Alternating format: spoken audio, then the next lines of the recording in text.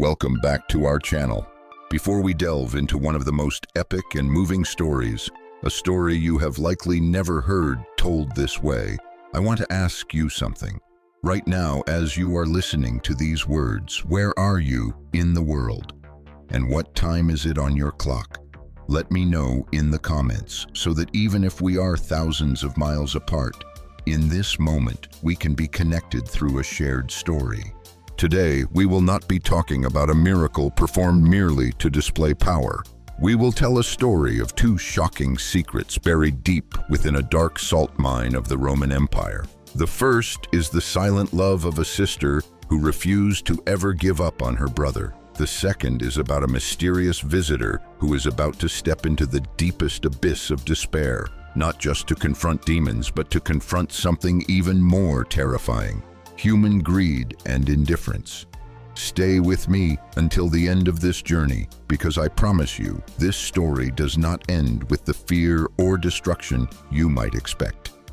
It ends with a transformation that none of us could have foreseen. A salvation that will ignite a flame of hope in your own heart. In the far-flung lands scorched by the heels of the Roman Empire, there was a place where the sun itself seemed hesitant to shine. It was not a blood-soaked battlefield or a roaring Colosseum. It was the black salt mine of the Decapolis, a gaping scar on the face of the earth, an earthly prison where the outcasts of society, prisoners of war and wretched slaves, were sent to toil until death. The air here was thick, stinging with the taste of salt and sweat, mingled with the stench of despair that emanated from hundreds of human souls treated worse than animals.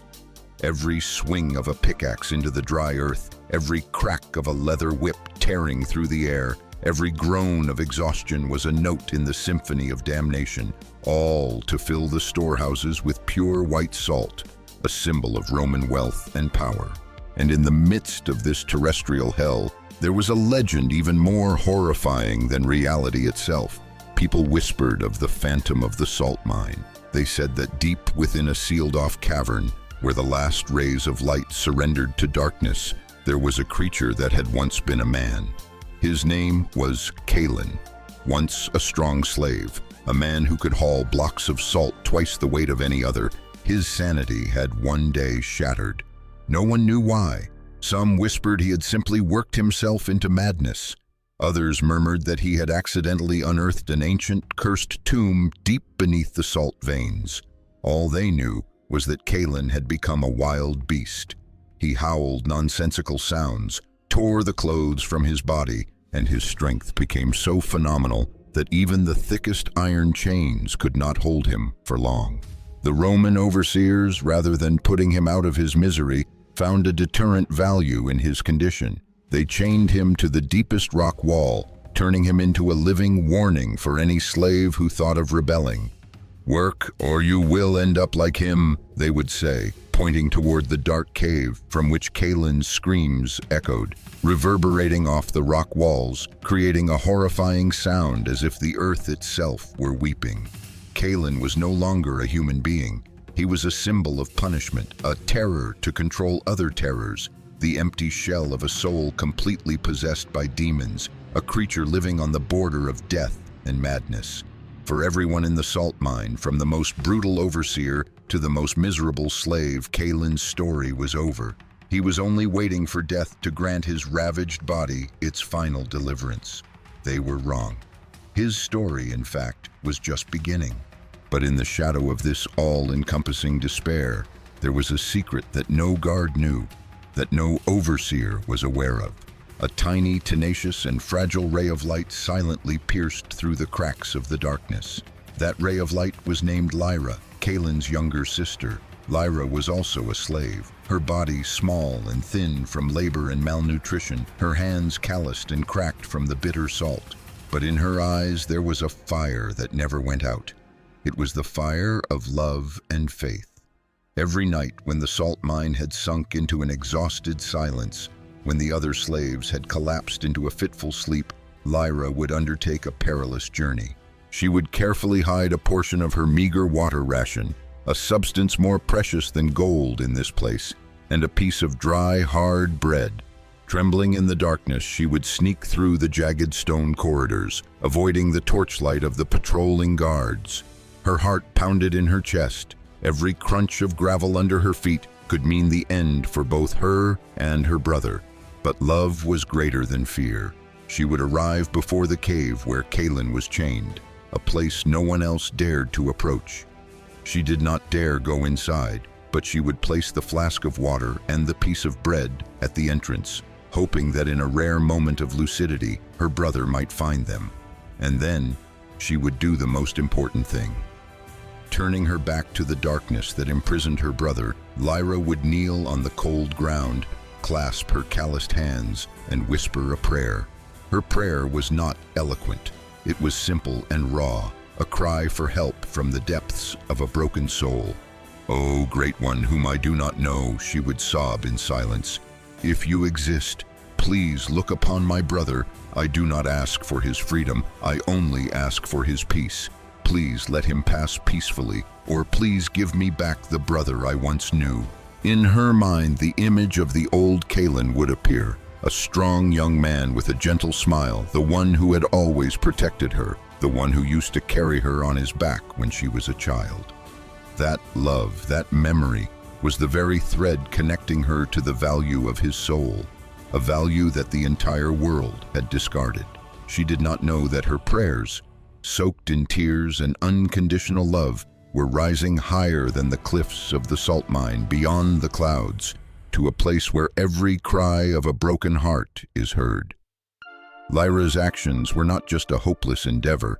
It was an act of the purest faith, an invitation, a preparation for a miracle that was about to descend. And then, one day, the unexpected happened. A group of strangers arrived at the salt mine. They were not merchants come to buy salt, nor were they Roman officials on inspection. Leading them was a man with a simple appearance, his eyes calm yet radiating a strange authority. It was Jesus and his disciples.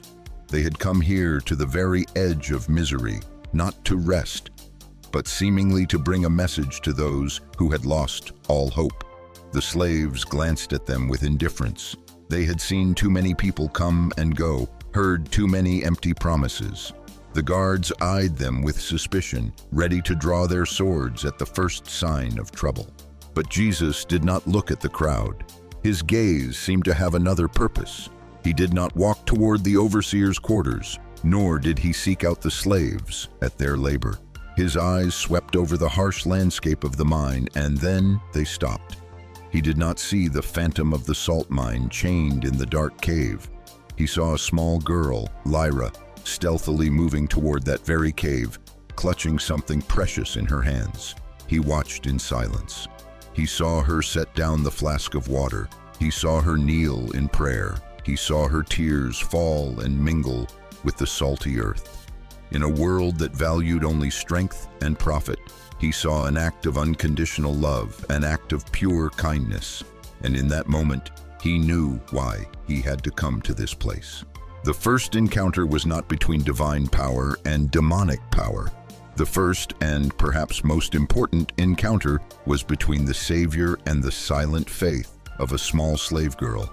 The air in the salt mine seemed to stand still. An invisible tension began to build. Something was about to happen. An unavoidable confrontation was being ignited, not by a scream, but by a silent prayer. As if awakened by an unseen force, the presence of Jesus stirred the very depths of the dark cave where Kaylin was imprisoned. A subhuman roar suddenly erupted, louder than any scream before it, startling the working slaves and causing small pebbles to tremble on the cave walls. And then, a sound that froze everyone in their tracks, the sound of bending metal, the violent snapping of iron chains. From the deep darkness, a figure lunged with the speed of a predator. It was Kaylin, dusty, tattered, his long hair covering most of his face, revealing only eyes that burned with a maniacal fire. He no longer looked human, but like the very embodiment of chaos. But instead of attacking the crowd, the frenzied figure charged directly toward the stranger. And then, in a classic and paradoxical scene, the phantom of the salt mine, the fearless one whom even chains could not hold, suddenly fell to his knees on the ground before Jesus. Dust billowed around his trembling body, but the voice that came out was not Caelin's. It was a polyphonic, horrifying voice, as if hundreds of voices were fighting to escape from a single throat. "What do you want with us, Jesus, Son of the Most High God?" the voice screamed, a terrifyingly clear declaration of divinity. "Have you come here to torture us before the appointed time?" This confession left all who heard it stunned. While the disciples were still in shock, while the slaves could only stare in fear, the forces of darkness themselves, the very demons possessing Caelin, were the first to recognize and declare his true identity. They did not ask who he was. They knew, and they were terrified. They did not fear iron chains or leather whips, but they trembled before the serene presence of the carpenter from Nazareth. Their challenge was not a challenge of strength, but a plea born of desperation, a bargain with destiny. They knew their judge was standing right before them, and their time was likely up. The chaos caused by Caelin immediately attracted the attention of the highest authority in the salt mine. From the command post, a Roman man with a stately demeanor emerged, followed by 2 large guards. This was Cassius, the overseer of the mine.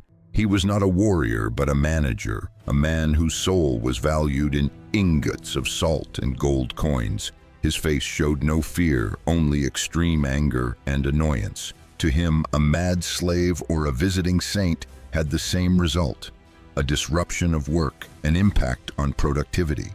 He was the embodiment of a world that believed only in what could be weighed, measured, and counted, a world of material things. "What is happening here?" Cassius barked, his voice as sharp as a blade.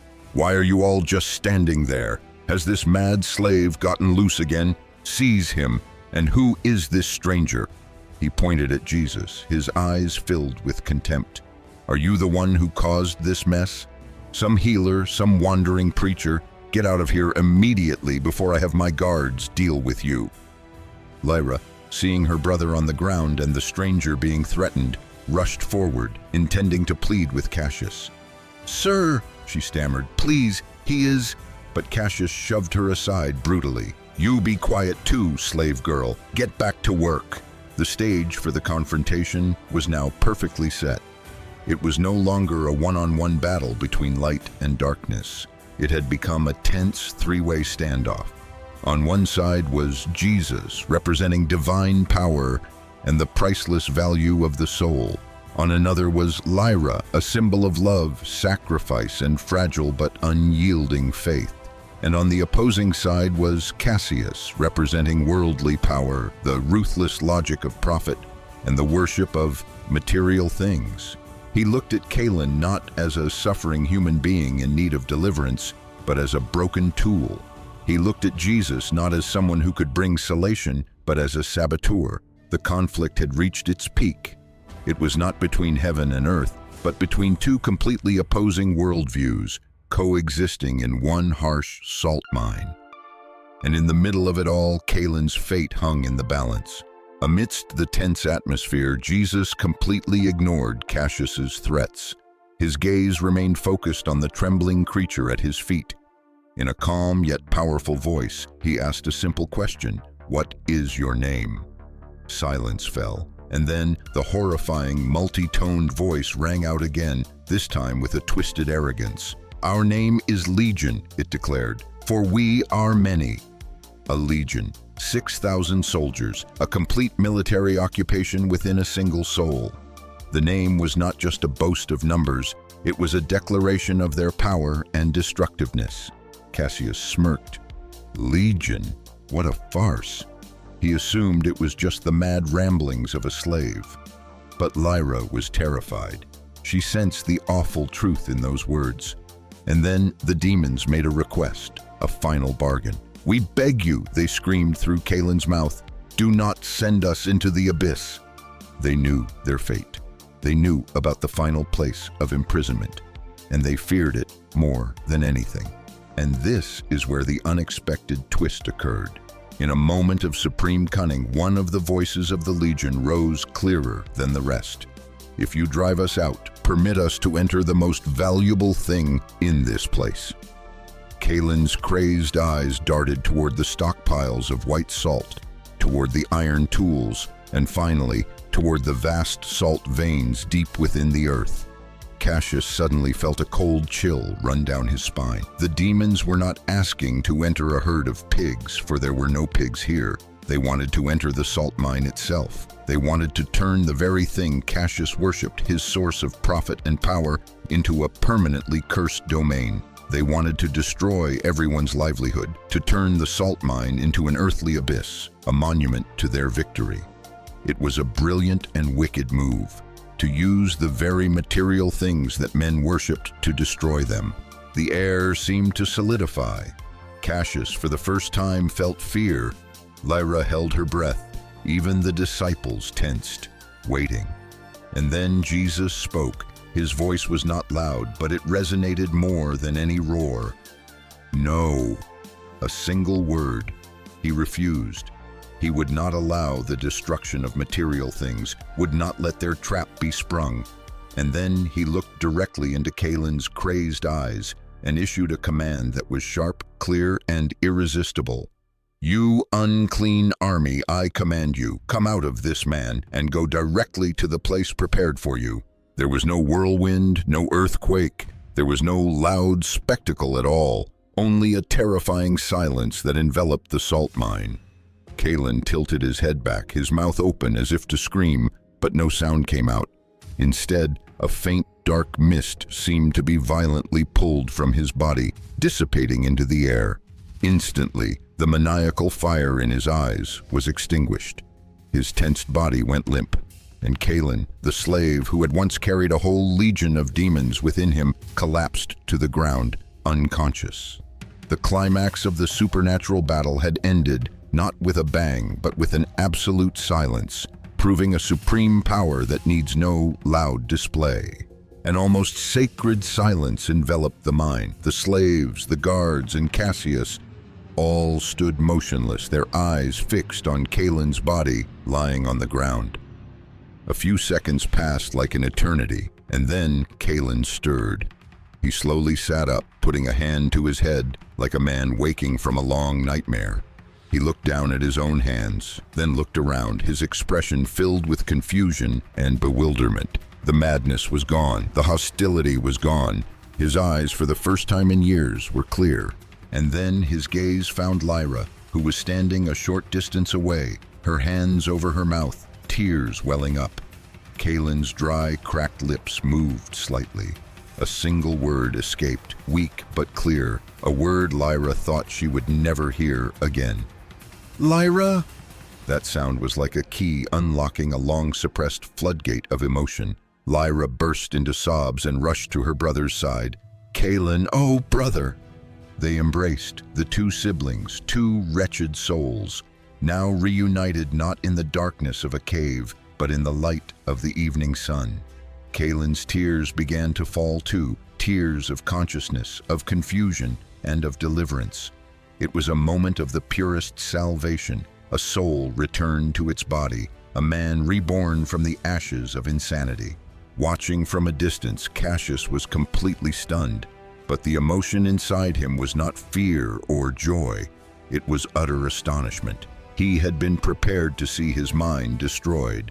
But no, the mine was intact, and more importantly, the broken slave, the disposable tool he had written off, was now sitting there, lucid and whole. A cold, calculating machine immediately whirred to life in Cassius's mind. He had lost nothing. On the contrary, he had just gained a healthy slave without spending a single coin. A satisfied, almost emotionless smile began to form on his lips. He had witnessed a miracle, but all he saw was an economic gain. The real miracle, the one that could change the world, had not yet happened. While Kalen and Lyra were still lost in their reunion, Jesus was not looking at them, nor was he looking at the astonished crowd. He slowly turned, and his gaze fell directly upon Cassius, the Roman overseer. Not a single word was spoken. There was no accusation, no sermon, just a look. A calm, penetrating gaze that seemed to pierce through the expensive toga, through the flesh, through the fortified walls of arrogance and greed, to look directly into the heart of Cassius. The gaze did not contain judgment, it contained a silent question. That soul, the one just rescued, what is he worth to you? Cassius froze. The smug smile on his face vanished. He suddenly felt naked under that gaze. His entire world, a world built on numbers, profit, and power, suddenly felt fragile and meaningless. He looked over at the two slaves, brother and sister, weeping in each other's arms. He saw a pure, unconditional love he had never known. He looked back at the stranger, and in those eyes, he did not see an enemy, but a mirror reflecting the emptiness of his own soul. A fierce struggle erupted within Cassius. On one side was the logic of profit, the ruthlessness that had gotten him to his position. On the other was a new feeling, a stirring of conscience, a fleeting glimpse of the value of the soul, something he had long considered worthless. And then the unthinkable happened, a miracle even greater than the casting out of a legion of demons. Cassius, the man of iron and numbers, trembled. He slowly walked forward. Lyra and Kalen looked at him in fear, thinking he was coming to force Kalen back to work. But Cassius walked past them toward a nearby table where scrolls and writing tools lay. He picked up a scroll, the slave contract bearing Kalen's name, and before the astonished eyes of everyone, Cassius, with his own two hands, tore the contract into pieces. The scraps of parchment fluttered to the ground like autumn leaves. He turned back, looked at Kalen, and said in a hoarse voice he barely recognized as his own, "You are free." That was the final twist, the true miracle. Jesus had not come to the salt mine just to heal Kalen. That was only the first step. He came to heal Cassius. He did not just cast out the demons from a slave. He cast out the demon of greed, of indifference, of the worship of material things from the heart of a master. It was a transformation at the very root, a salvation not only for the oppressed, but for the oppressor as well. An act of supreme power had sparked an act of the deepest kindness and humanity. As the sun finally set behind the rocky cliffs, bathing the entire mine in a warm orange glow, Jesus approached Kalen.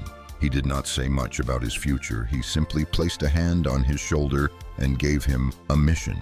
"Go back," he said. "Do not follow me. Stay here and tell everyone what great things God has done for you." This instruction, though it might seem strange at first, held a profound wisdom. Kalen's living witness would be most valuable not in some distant land, but right here, in the very place where he had suffered the most. And Kalen obeyed. He stayed at the salt mine, no longer as a slave, but as a free man. But his freedom was not just on paper, it was in his story. He walked through the corners of the mine, where once only his crazed screams had echoed, and now his calm voice told of a miracle. He told the other miserable slaves, and in their eyes, a spark of hope was ignited. He told the guards, and the hardness in them seemed to soften. And he told Cassius. The two men, one a former master, one a former slave, now sat together not to talk about work, but to talk about the transformation of a heart. The Black Salt Mine was no longer a name that sowed terror. It gradually became a place where people whispered about a dual miracle. A madman was healed, and a cruel man learned to love. It became a testament that no darkness is too thick for light to penetrate. No heart is too hard for kindness to melt. The story did not end with fear and rejection, as it did in the land of the Gerasenes. It ended with the beginning of a community healed from its very roots, a community where the value of the soul was placed higher than profit, and where humanity became the most precious salt of all. The story of Kalen and Cassius does not end as a supernatural miracle from 1,000 years ago. It touches upon an eternal and profound truth that lies within each of us. It shows that inside every human being, whether the most ruthless master or the most wretched slave, whether shackled by the powers of darkness or bound by the greed for material things, there exists a seed of compassion, a capacity for transformation, just waiting for the right conditions to be awakened. The greatest miracle of Christ, perhaps, is not commanding demons, but the ability to see and heal what is most deeply broken inside a person. He did not just deliver Kalen from the chains of the Legion. He delivered Cassius from the chains of his own indifference. The lesson for today is not for us to fear the powers of the world or the darkness. It is for us to realize that even in the darkest circumstances, a small, silent act of love like Lyra's can invite a great power to come and change everything. And most importantly, this story is a hopeful reminder for you and for me. It says that none of us is beyond help. No past is too dark. No heart is too hardened. There is always hope for a new beginning, a salvation that is not far away, but is found in the decision of our own hearts, when we choose to place humanity and kindness above all else. The miracle of healing Cassius's heart shows that even those we think are beyond changing can still be awakened by love and truth. This leads me to ask you a question. Have you ever, in your life, witnessed an unexpected act of humanity or a gesture of kindness from someone you never expected it from? A moment that made you rethink the nature of people? Share that living witness of that moment of kindness in the comments below, because every one of those stories, just like this story from the salt mine, is proof that the miracle of transformation is still happening every day all around us. And if stories that dive deep into Scripture with such emotional and meaningful perspectives have value for you, consider hitting that subscribe button and turning on notifications to join us here on our channel. Each week, we will explore more hidden treasures together, not just to learn about history, but to find strength and hope for our lives today. Thank you for listening.